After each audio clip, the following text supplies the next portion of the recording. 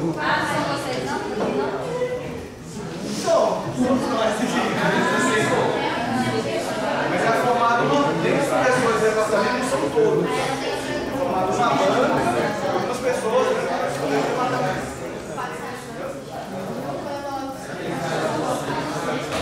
E que eu sou dela.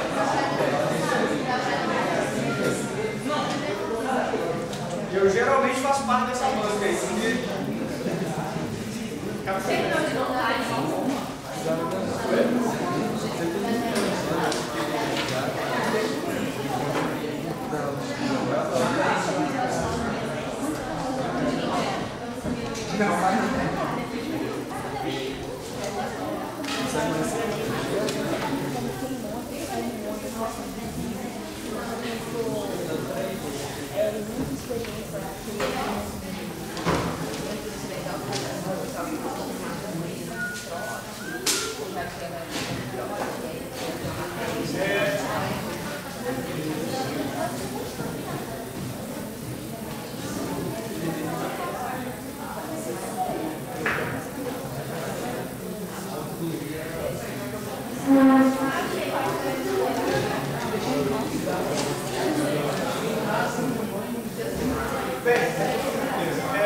Vamos lá. Já conversamos um bocado, né? De qualquer maneira, vamos chegar aí para o dia 12. Então hoje eu acho que a gente consegue acabar o capítulo hoje. Pelo que eu vi ali que eu tenho de matéria. Mas só para, antes de começar já assim, matéria continuando, eu vou revisar rapidamente o que a gente viu na aula passada. Tá? Basicamente, o que a gente falou, que eu falei na aula passada, é o conceito de torque. Então, torque, ele é definido, torque de uma força qualquer, é definido como o produto vetorial do raio com uma força. Mas, na verdade, esse R não é nem chamado de raio, é chamado de braço da alavanca, ou eu costumo dizer que é a distância, acho que a melhor definição é a distância entre o ponto de giro e aonde a força atua. Então, se você pensar, você está olhando, acho que o melhor exemplo é, eu tenho uma porta, uma coisa desse tipo assim, você tem uma porta, tá? E aí você vai fazer uma força. Estou olhando essa porta de cima, você faz uma força F sobre essa porta, tá? Então, esse aqui, ó, é o ponto onde a força está atuando. Isso aqui é o, vamos pensar que isso aqui tá, é as duas paredes, esse aqui é o eixo de giro.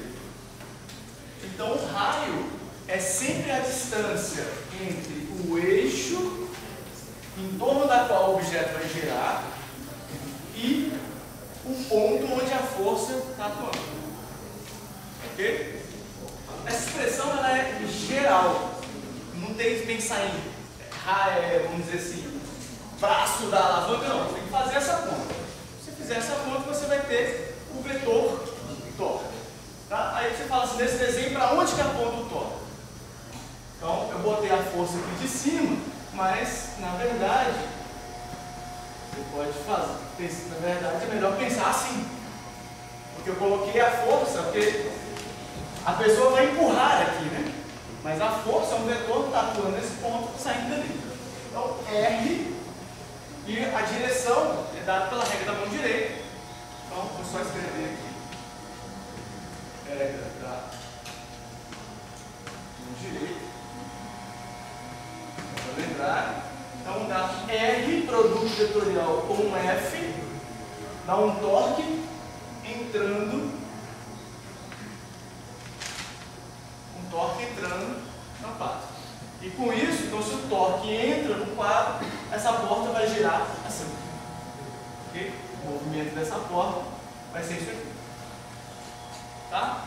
Aí só para fazer uma associação, associação não, né? Relembrar isso direto, o que a força resultante faz? Ela gera essa aceleração, e essa aceleração modifica a velocidade e a velocidade modifica a posição. Aqui é a mesma coisa. O torque está relacionado com a aceleração o quê? Aceleração angular. Ok? Então o torque pode ser, ele é geralmente escrito também como I∝, da mesma maneira que a força resultante é escrita como massa vezes aceleração. Então você tem o torque gerando uma aceleração angular. Ok? Então só para fazer uma comparação, você tem que a força resultante, vou botar aqui o torque resultante, isso é igual a massa vezes aceleração. Então se você comparar essas duas equações, elas têm a mesma estrutura. Força tem uma inércia, aceleração. Torque, uma inércia, aceleração. Tá certo? Aqui é a aceleração angular e uma aceleração linear. Tá? Mas a estrutura, a forma das equações não muda. Ok? E aí, se você tem a aceleração, a aceleração é dv dt. Tem alfa, é aceleração, é d ômega dt. Tá certo? Então você vê o torque gera aceleração, que a aceleração muda o ômega. E o ômega é o que muda o ângulo. Então aqui você tem o V é o que muda, vou chamar aqui de uma componente, só para se entender. Aqui eu também tenho que dizer o torque em Z, então esse aqui é o IZ, é o alfa, chamando isso aqui de eixo Z, né? Alfa Z, θ é o ângulo perpendicular ao eixo Z. A Z, porque eu tenho aqui, ó, deixa eu chamar isso aqui de X, aqui isso é Y, XYZ está saindo por 4, tá? Então isso aqui foi basicamente o que a gente viu na aula passada, e existe mais um último detalhe, que é a relação entre os dois lados, que a gente viu quando um objeto anda sem deslizar, você tem que a velocidade do centro de massa, por exemplo, numa dada direção de x, tá? Essa velocidade aqui, ela é r ômega. E a aceleração do centro de massa vai ser r. Lembra que eu falei isso no finalzinho da aula passada? Essa aqui geralmente você sempre sabe, né? Que é o V igual a ômega R. Isso é bem decorado desde o ensino médio lá. Se você sempre lembra essa, a outra aqui de baixo é só lembrar da derivada, né? Porque a derivada do V é o A, o R é uma constante, a derivada do ômega é o alfa. Então você sabe também a relação entre aceleração e aceleração linear com aceleração angular. Velocidade linear com velocidade angular. Ok? Isso foi basicamente o que a gente falou na última aula. Tinha uma última coisa que foi o rolamento sem deslizamento, que aí a gente falou o seguinte, olha, quando você tiver uma situação, você tem uma roda de raio R, tá? E ela rolar sem deslizar, vou pensar aqui, vou fazer o desenho assim de propósito, vou melhorar ele aqui.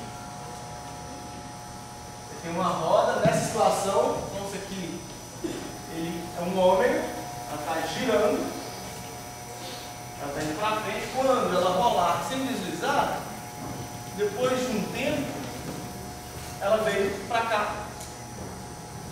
Esse raio, que antes estava aqui, se ela está girando, esse cara subiu, opa.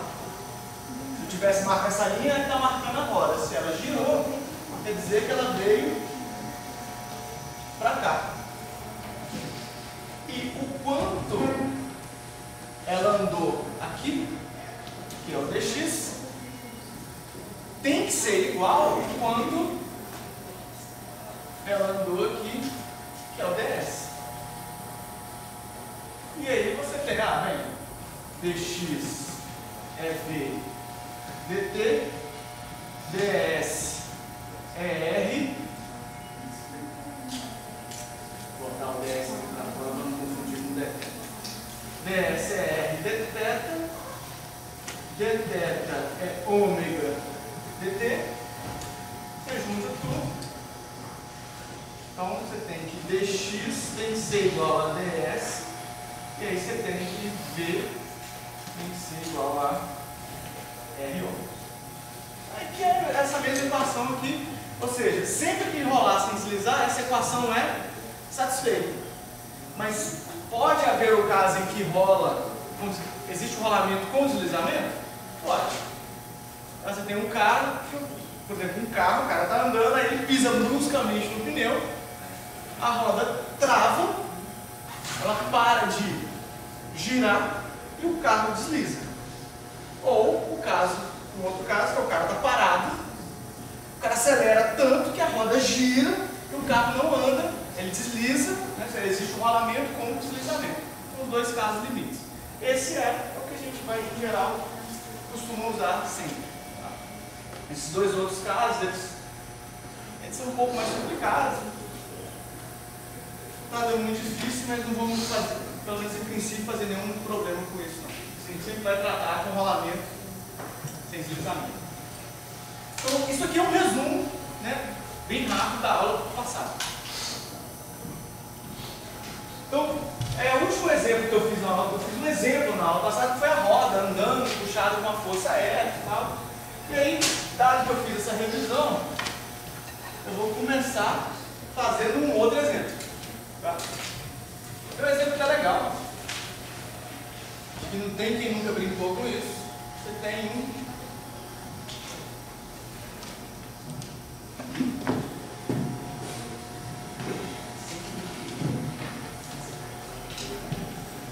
É o ioiô. Acho que não tem quem nunca brincou com o ioiô. Você tem um raio R. Tá? O ioiô tem massa M. E geralmente o ioiô é um cilindrinho, né? Tem um eixinho ali, mas em geral isso é muito parecido com um cilindro. Então você vai ter o I, que é o momento de inércia, em relação a esse eixo, que é o I. Isso é meio IMR quadrado, é o momento de inércia no cilindro. Tá? Beleza. O que você pede? Pode pedir no ioiô? Bem, pode pedir várias coisas. Pode pedir aceleração angular. Como que ele desce? Porque todo mundo já brincou com o ioiô. Se você pegar e segurar ele e soltar, ele vai enrolando, desenrolando devagarzinho, e de repente ele desenrola cada vez mais rápido. Então tem uma aceleração angular nesse cara. Certo? Você pode pedir a velocidade de centro de massa, a velocidade do centro de massa do ioiô desce. Pode pedir várias coisas, a tensão na corda. São várias coisas que você pode pedir. Eu vou fazer o problema e vou achar todas essas grandezas. Tá? E aí, cada caso vai ter lá uma aplicação disso. Como é que a gente começa a atacar esses problemas? Bem, a primeira coisa é sempre descrevendo todas as forças. Vamos lá. Você tem quantas forças atuando aqui? Primeiro, força peso, que está sempre no centro de massa do corpo. E você tem a tensão na corda. Acabou. Tem mais força nenhuma. Tá? O resto é tudo que acontece no ioiô é devido a essas duas forças. Tensão na corda e ao peso. Tá certo? Vamos lá. Força resultante. Somatório de todas as forças. Então isso é tensão mais a força peso. Certo? Isso tem que ser igual à massa total vezes a aceleração do centro de massa do sistema. Ok? Beleza. Se eu colocar um sistema de coordenadas, y, x e xy saindo do quadro, tá? O pontinho quer dizer a ponta da flecha. O xizinho, que foi o que eu fiz aqui, ó, quer dizer a traseira da flecha.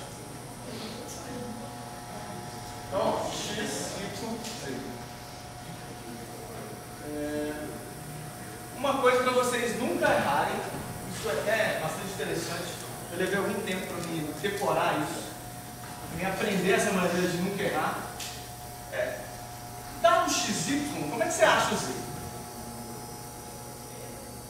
Não pode errar, você tem que estar sempre certo. Você tem dado um X e um Y, o Z tem uma única direção, ele não tem qualquer direção. Tá? E isso, para não errar isso, é sempre usar a regra da mão direita. Define XY. Regra da mão direita. X, produto vetorial com Y, tem que dar Z. Certo? Então Z vai estar saindo do quadro. Fala assim, não, mas essa aí é o mesmo que eu já tinha feito. Não, tudo bem. Então, vamos pensar assim, vou botar X aqui, Y aqui. Então está o Z, X para Y, tem que dar. Certo? Sempre define um, depois um outro, junto para ele, tem que dar, regra da mão direita, tem que dar o Z. Tá? E qualquer um, pode brincar aqui, chamar aqui de Y aqui de X. Invertir, né? Então X, Y, o Z está entrando, então o Z está lá. Certo? Para não errar, sempre usa a regra da mão direita. Beleza. Então, X, Y, Z está saindo. Tá? Então, o movimento desse sistema acontece aonde? Acontece sempre ao longo do eixo Y. Você concorda que esse negócio vai descer? Ele não tem, como as forças estão ao longo do eixo Y, não tem motivo nenhum para ele ter alguma aceleração, a não ser que tenha algo que eu coloque algo externo aqui, para ter alguma aceleração em X. Então o movimento acontece todo ao longo de Y. Então você tem, olha, que a força resultante vai ser T menos a força peso mg na direção J. Logo, eu tenho massa vezes a aceleração do centro de massa Y. Tá? Na direção J. Também. Ok? E aí, se eu tirar o vetor, por que eu estou definindo isso aqui? Porque eu vou tirar agora o vetor. Então tem que M, a aceleração do centro de massa em Y, bater menos. Beleza, isso aqui é uma das equações, e essa aqui a gente já sabia fazer, que é lá do capítulo 545, lei de Newton lá. Agora é que vem o torque, a parte que o torque contribui. Porque devido ao fato desse cara ter um momento de inércia, ele adquire ele tem que gastar energia para botar o sistema para girar também. Tá? Então, você tem que o torque é R produto vetorial com F. Bem, vamos pensar aqui. O torque resultante é o que? O somatório de todos os torques. Vamos lá. Então, vou botar aqui o torque resultante. Isso é R do vetorial com o que fosse, com a tração, mais R produto vetorial com a força peso. Esse é o torque resultante. O objeto gira em torno desse ponto, né? Não é isso? Então, em torno desse ponto, a força peso não atua nesse mesmo ponto? Quanto que vale o R? Zero. Então, isso diz que a força peso não gera torque. Tá certo? Sempre. Prático. Deixa eu ver. Peraí. Não, nem sempre. Nem sempre. Porque existe um caso em que a força-peso gera um torque. Vou pensar um caso em que isso acontece. Se eu soltar, ele vai girar. Certo? Porque no início, o que tinha? Tinha uma força de contato, que é a normal que está aqui, e tem a força-peso que está no centro de massa. Mas ele vai girar em relação a quê? Ele vai girar em relação a essa quina, não é? Então o torque, existe um torque devido à força-peso. Então nem sempre. Não, e tem vários casos. Nesse caso lá no Gerson, tem um peão, a posição do peão que talvez ele vai discutir hoje. Tem vários casos que é a força-peso que gera o torque. A bicicleta. A bicicleta você inclina para fazer a curva. Então você faz a curva devido a um torque gerado pela força-peso. Tem vários exemplos. Nesse caso ele não gera torque. O outro, se eu escrever aqui, ó, esse é o R, né? Porque esse é o eixo de giro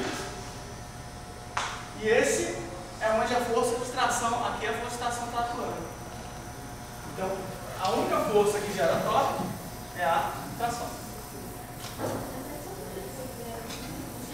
Porque o eixo de giro, se você pensar, vou mudar a letra para não ficar mais R vetorial com Q, mais R vetorial com a força peso. R é o quê? Lembra dessa definição?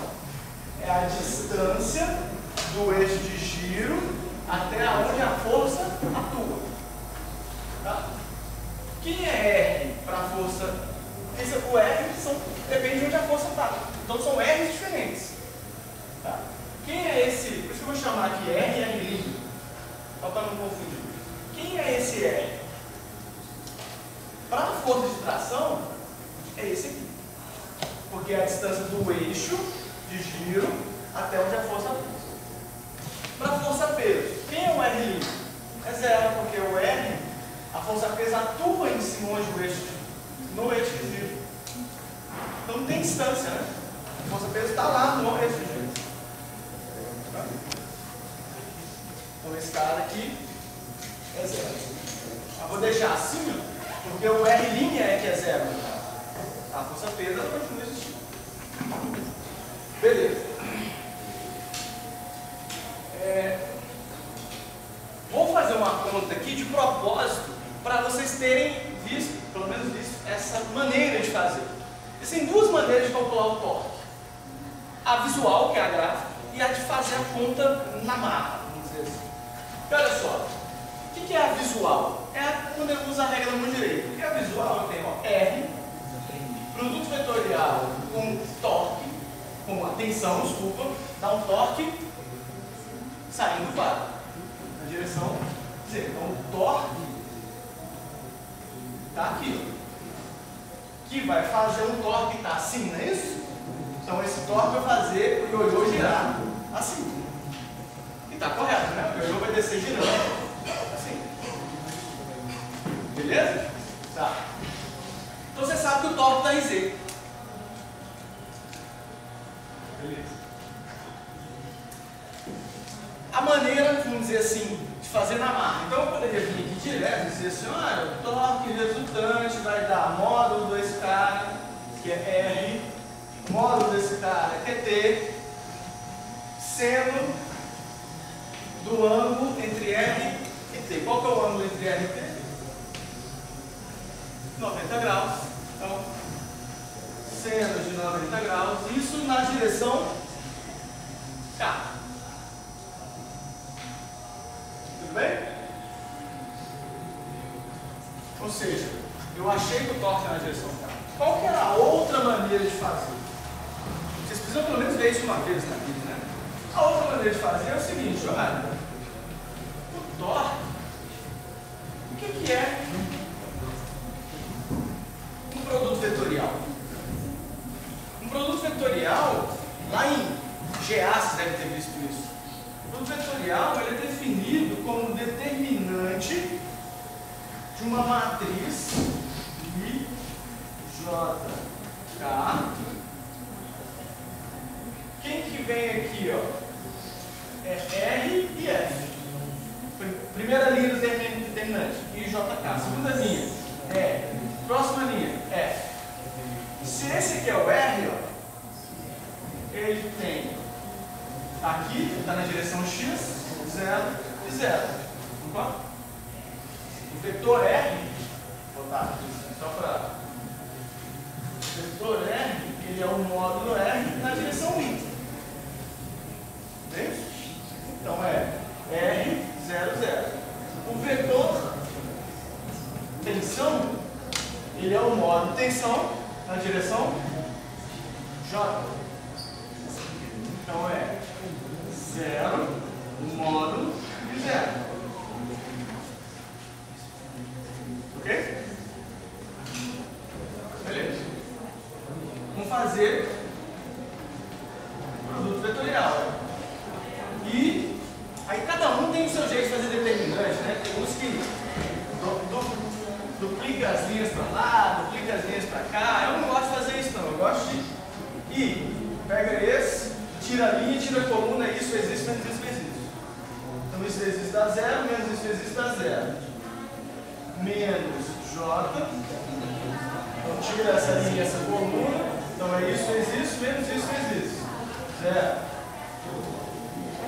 Mais K. Tira essa linha, essa coluna, isso existe. RT, menos isso existe. Aqui. 0, 0 e K, né? Que é a direção. Por que K? R tá certo, porque o 190 isso aqui não é 1. 190 não é 1. Então, o torque resultante é simplesmente um torque em Z que é RT. Tudo bem? Tudo bem. Por que eu falei também que o torque é igual ao momento de inércia vezes a aceleração angular? Então isso aqui vira momento de inércia vezes aceleração angular em Z. Momento de inércia em Z. Ok? Tudo bem até aqui? Então, eu falo, olha, então eu posso isolar T. Porque nessa equação aqui, ó, T é o que eu não conheço. Então T vai ser I sobre R quadrado. E o que é alfa Z? Vou botar aqui 0 mais K, tira essa linha e escrevo o que é a aceleração do centro de massa. Está em Y. Não é isso? O centro de massa aqui, ó, ele vai estar descendo. Associado a esse centro de massa que está descendo, ele está girando junto. Então, a aceleração do centro de massa em Y vai ser igual a R vezes alfa C, não é isso? Porque ele não está girando assim. Tudo bem? Está girando assim. Então, o alfa Z está na mesma direção do torque. E aí, se eu pego, coloco o alfa Z aqui, dá R quadrado vezes a aceleração do centro de massa. Então agora, olha só, eu tenho essa equação, duas equações, duas incógnitas, acho. Quem são as incógnitas? T e aceleração do centro de massa. Quando eu juntar tudo, o que eu tenho? M a centro de massa Y é igual a I sobre R quadrado a de centro de massa Y menos MG.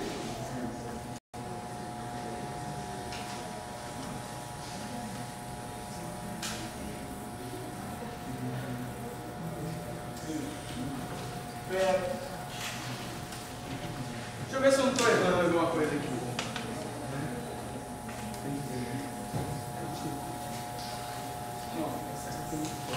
Isso, joga para o lado de cá, quando estou resolvendo o sistema, então eu tenho M menos I sobre R quadrado, a de de massa Y menos mg. Então lá, de massa Y menos mg sobre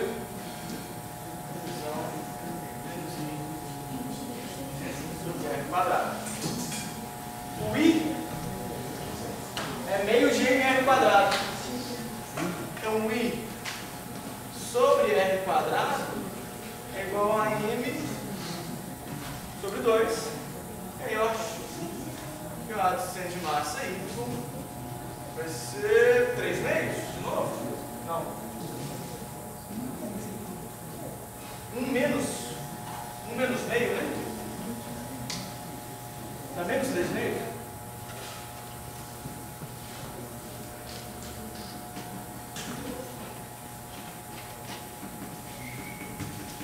Não dá menos meio, né?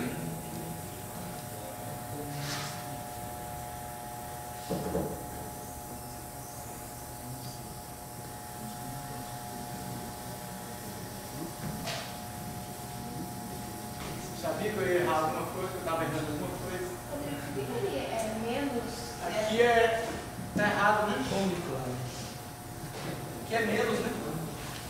Por que ali é menos zero na dimensão de O? Aqui? É. Eu tenho um antivale positivo, não? Não. É que esse zero. Isso aqui é 0, 0. É porque ele dá mais zero. Dá mais. É porque os ovos é positivo. Não é menos mesmo. É porque é matriz de cofatores. Eu faço determinante por matriz de cofatores. Aí a matriz de cofatores é menos 1 elevado ao índice I mais J. Então aqui o índice é 1. Então menos 1 elevado a 1 mais 1 é menos 1 elevado a 2 dá 1. Aí aqui é menos 1 elevado a 1 mais 2, que dá 3. Isso é menos. Aí aqui é menos 1 elevado a 1 mais 3, que dá 4. É esse esquema da matriz de cofatores. Isso, mas já vai gerar menos. Não, mas mesmo ele daria positivo se aqui tivesse algum elemento diferente de zero. Nesse caso, ele tinha que ser, ia ter que dar alguma coisa com sinal negativo para ele levar para fora.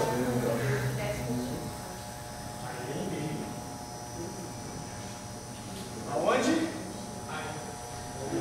Aqui? Menos? Meio. Tá, verdade. Pois é, mas aqui é negativo. Porque a aceleração, ela tá para onde?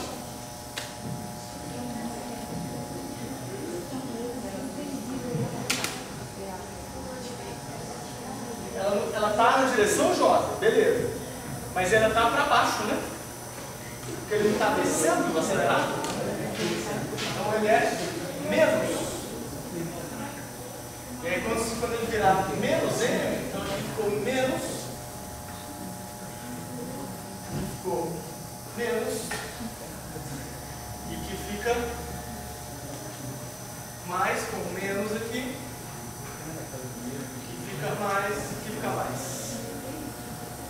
Dá M. Que dá 3 meios de novo. E dá 2 terços.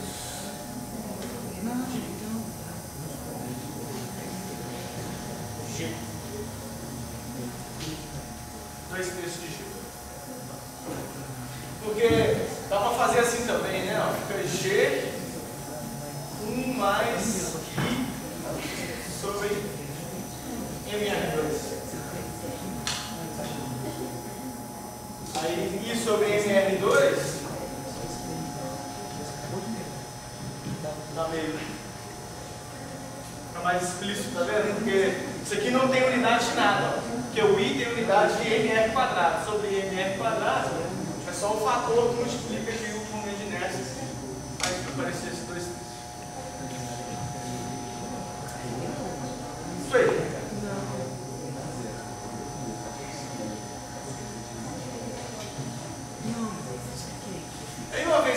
aceleração do centro de massa. O que é a tensão? A tensão está aqui, né?